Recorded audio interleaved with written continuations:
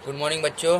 मेरा नाम है आकाश कुमार और आज मैं आपको क्लास 12th की बिजनेस स्टडी का चैप्टर नंबर 1 करवाने आया हूँ, जिसका नाम है प्रबंध की प्रकृति एवं महत्व, जिसे हम इंग्लिश में कहते हैं nature and significance of management. तो बच्चों, सबसे पहले हम इसमें बात करेंगे टॉपिक्स कि कौन कौन से टॉपिक है हमारे इसके अंदर। कुल मिला के 4 टॉपिक है। टॉपिक नंबर 1, अगर मैं टॉपिक आ टॉपिक्स,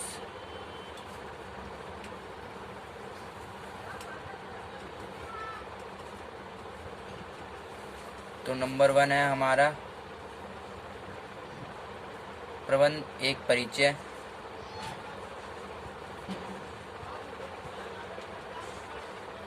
देखो बच्चों, मैं हिंदी इंग्लिश दोनों में पढ़ाऊँगा, तो आप दोनों में समझ सकते हैं, क्योंकि अगर बच्चा कोई इंग्लिश मीडियम का है तो उसे भी समझने के लिए हिंदी मीडियम की ज़रूरत तो पड़ती है, हिंदी में समझना पड़ता है। तो आप मेरी वीडियो को देख सकते हैं और आपको समझ में भी आएगा। ठीक है, मैं अच्छे से समझाऊंगा आपको हर एक चीज़, हर एक कंसेप्ट। तो आप ध्यान से एक नोटबुक बना लीजिए और उस नोटबुक में जो मैं नोट करवाऊँगा डेफिनेशन, उसको नोट कीजिए और मैं जो समझाऊँगा उसे समझिए। तो हमारा टॉपिक नंबर 1 क्या है? प्रबंध एक परिचय। यानी कि प्रबंध का मतलब होता है मैनेजमेंट। मैनेजमेंट का इंट्रोडक्शन।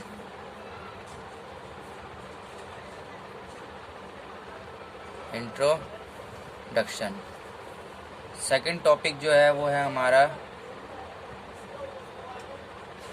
प्रबंध के स्तर एवं कार्य।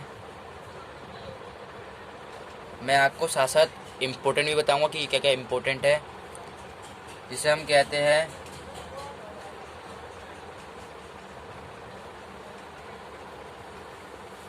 मैनेजमेंट के level and function, levels and functions.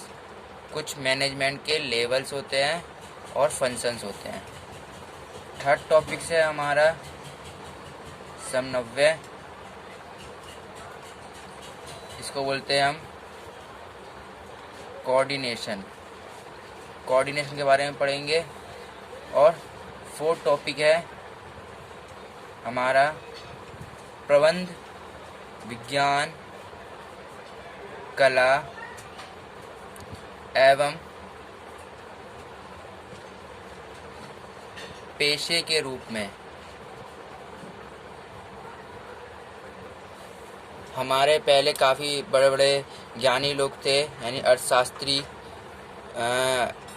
जो जिन्होंने प्रबंध को यानी मैनेजमेंट को अलग अलग रूपों में विभाजित किया था, यानी डिवाइड किया था कि अगर प्रबंध को मैं विज्ञान के रूप में लूँ तो वो कैसा है, प्रबंध को कला के रूप में लूँ या प्रबंध पेशे के रूप में हो। ठीक है, तो सब ने अलग अलग, हमारे विद्वान लोगों ने इसको अलग अलग चीज़ों पर डिफाइन किया था। तो हम इसके बारे में पढ़ेंगे। अब हम बात करते हैं कि इसमें से कौन ज़्यादा इम्पोर्टेंट है और कौन ज़्यादा इम्पोर्टेंट नहीं है। तो अगर मैं इम्पोर्टेंट की बात करूं, इस पर आप लगा लीजिए कि ये मोस्ट इम्पोर्टेंट है। ठीक है, प्रबंध एक परिचय। इसके अंदर हम क्या क्या पढ़ेंगे? इसके अंदर हम पढ़ेंगे, अगर मैं बात करूं, देखो यहाँ से ऐसे एरो बना देता हूँ। पहला एक तो पढ़ेंगे कि प्रबंध क्या है। ठीक है, मतलब मैनेजमेंट के बारे में पढ़ेंगे, प्रबंध क्या है। दूसरा हम पढ़ेंगे प्रबंध की विशेषताएं, यानी features of management. English medium वालों को समझ में आ रहा होगा, what is management and features of management या कैरेक्टरिस्टिक्स ऑफ मैनेजमेंट। तीसरा हम पढ़ेंगे प्रबंध के महत्व, यानी ऑब्जेक्टिव ऑफ मैनेजमेंट। ठीक है, ये 3 टॉपिक पढ़ेंगे और ये 3 टॉपिक इसके अंदर आएगा, प्रबंध एक परिचय, जो कि ये मोस्ट इम्पोर्टेंट है। ठीक है, क्योंकि ये तीनों चीज़ें काफ़ी ज़्यादा इम्पोर्टेंट है।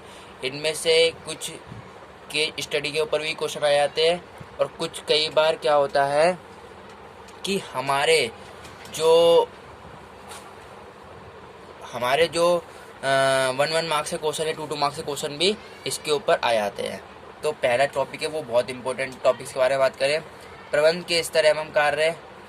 देखो स्तर एवं कार्य तो ये भी इम्पोर्टेंट है, ये भी मोस्ट इम्पोर्टेंट है, ठीक है। लेकिन इसके ऊपर से 4 नंबर का क्वेश्चन बन सकता है। 6 नंबर क्वेश्चन ज़्यादा बार नहीं आता, लेकिन 4 नंबर क्वेश्चन आ जाता है। और अब बात करें थर्ड टॉपिक की, समन्वय की। ये इसको मोस्ट इम्पोर्टेंट नहीं कहो, मोस्ट इम्पोर्टेंट वो इसलिए क्योंकि 101% और हर बार आप देखोगे तो 6 नंबर की जो केस स्टडी होती है वो इसके ऊपर आ जाती है कि कोऑर्डिनेशन क्या है, समन्वय क्या है, ठीक है। एक केस स्टडी तो आ जाती है, तो इसको आप मोस्ट इम्पोर्टेंट लिख के चलो। और ये ज़्यादा इम्पोर्टेंट नहीं है, इस पर आप कुछ मत लिखिए। एक बार अगर आप इसको पढ़ के भी चले गए तो भी आप आराम से लिखाएंगे। आपको बस इन पे क्या है, थोड़ा बहुत इसको ऊपर से पढ़ के जाना है, और ना इस पर कोई क्वेश्चन आता ज़्यादा है और ना कोई केस स्टडी आती है। तो चलिए ये होगा टॉपिक्स। अब हम शुरू करते हैं नंबर 1 से। नंबर 1 से। हमारा नंबर 1 क्या था?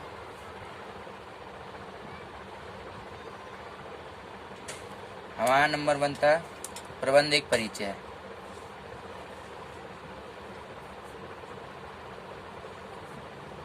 यानी कि इंट्रोडक्शन ऑफ मैनेजमेंट।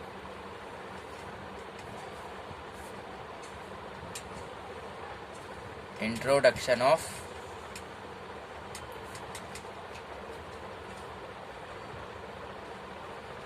मैनेजमेंट। देखो बच्चों, मैं आपको पहले डेफिनेशन लिखवाऊंगा, आप उसको नोट करना, उसके बाद फिर मैं आपको उसके बारे में समझाऊंगा। तो आप इसकी डेफिनेशन लिखिए कि प्रबंध की डेफिनेशन क्या होती है।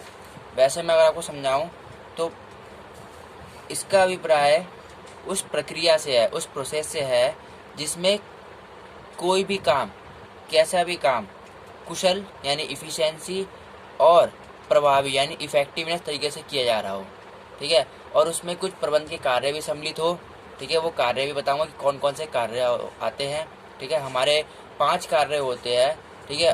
और उसके बारे में बताऊंगा कि वो 5 कार्य जो है वो किस तरह काम करते हैं, वो आगे बताऊंगा। तो आप पहले डेफिनेशन लिखिए। इसका।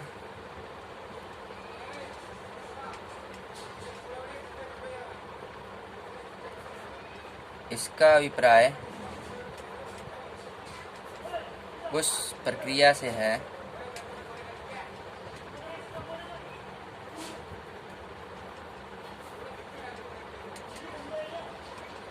जिसमें काम को कुशल एवं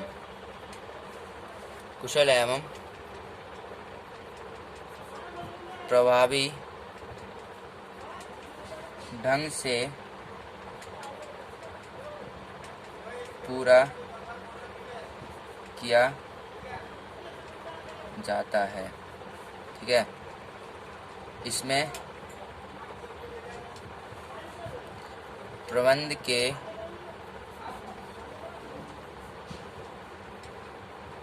पांच कार्य लिखो या सिर्फ कार्य लिखो, 5 कार्य सम्मिलित यानी इन्वॉल्व है, ठीक है। नंबर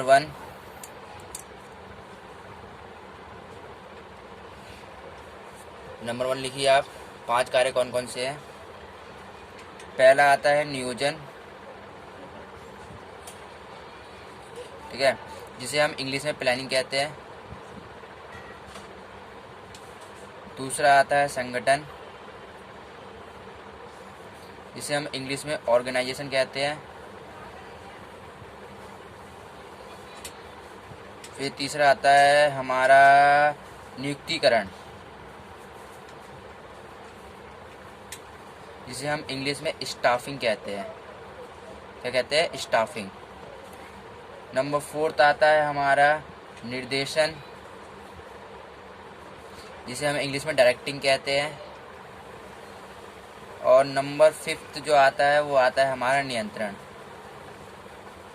जिसे हम इंग्लिश में कंट्रोलिंग कहते हैं। देखो बच्चों, प्रबंध के 5 कार्य होते हैं: नियोजन, संगठन, नियुक्तिकरण, निर्देशन, नियंत्रण। ठीक है, आप इस अभी मैं इसको समझाऊंगा, लेकिन इतने अच्छे से नहीं समझाऊंगा। ठीक है, बस ऊपर से समझा दूंगा।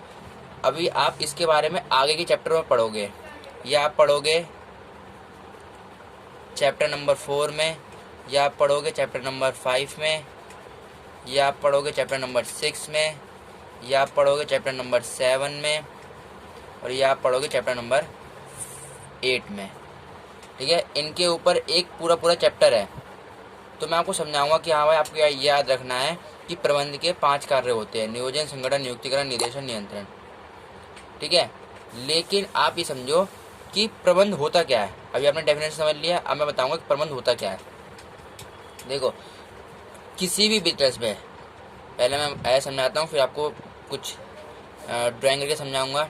किसी भी बिजनेस के अंदर आप याद रखना, अगर मैनेजमेंट होगा, किसी भी बिजनेस के अंदर अगर मैनेजमेंट होगा, तो वो बिजनेस अपने गोल को गेन यानी अचीव कर पाएगी। ठीक है, क्योंकि मैनेजमेंट, ये जो सारे के सारे जो ये सारे कार्य जो है, ये सारे काम जो है, ये किसके अंदर आते हैं? ये पूरा का पूरा एक मैनेजमेंट है। क्या है? पूरा पूरा एक मैनेजमेंट है। अगर किसी बिजनेस में ही मैनेजमेंट होगा, यानी कि ये 5 कार्य होंगे और ये कार्य सही तरीके से होंगे, तो यानी कि वो फिर अपना जो गोल है, जो उन्होंने गोल बनाया है, उसको वो अचीव कर पाएगा। ठीक है, प्राप्त कर पाएगा। तो मैं आप तो समझो कैसे।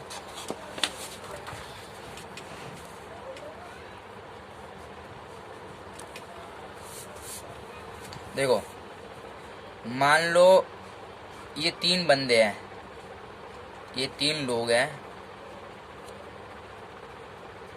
ठीक है, ए, बी, सी।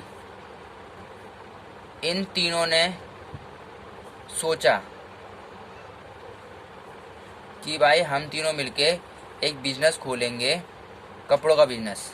इन्होंने सोचा, तो इन्होंने फर्स्ट ऑफ ऑल क्या किया? नंबर 1 क्या की? पहले प्लानिंग की। ठीक है, इन्होंने प्लानिंग कर ली कि हम अपने बिजनेस खोलेंगे, कपड़ों का बिजनेस खोलेंगे।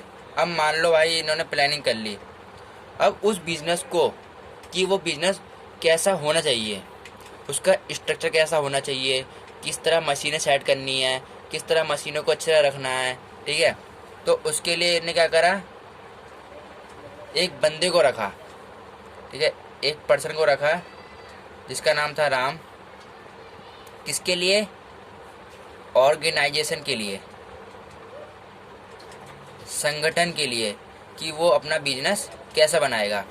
तो मान लो अब भाई इसने इन तीनों ने राम को रखा ऑर्गेनाइजेशन के लिए। अब इन्होंने इनका बिजनेस बन गया, ये बन गया इनका बिजनेस का स्ट्रक्चर बन गया ये इनके। और इन्होंने क्या सोचा था इसका कि एक होगा क्लॉथ का बिजनेस, क्लॉथ। ठीक है, बिजनेस। और इसका इन्होंने नाम सोचा, इसका नाम रखेंगे AK लिमिटेड। क्या रखेंगे? AK limited. तो भाई पहला काम ये हो गया, दूसरा काम ये हो गया। अब जब इतना बड़ी कंपनी बनी, तो उस कंपनी के अंदर भाई लोग भी चाहिए जो कपड़ों को बनाएंगे, कपड़ों को मैन्युफैक्चर करेंगे। ठीक है, मशीनों को चलाने के लिए।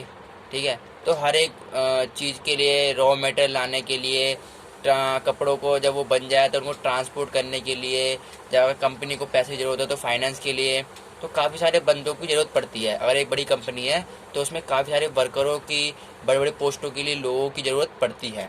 तो इन्होंने एक बंदे को और रखा, एक बंदे को और हायर करा, इसका नाम था राजू। इसका काम था क्या? कि ये कंपनी में स्टाफिंग करे। क्या करे? कंपनी में क्या करे? ये स्टाफिंग, यानी कि नियुक्तिकरण। कंपनी में क्या करे?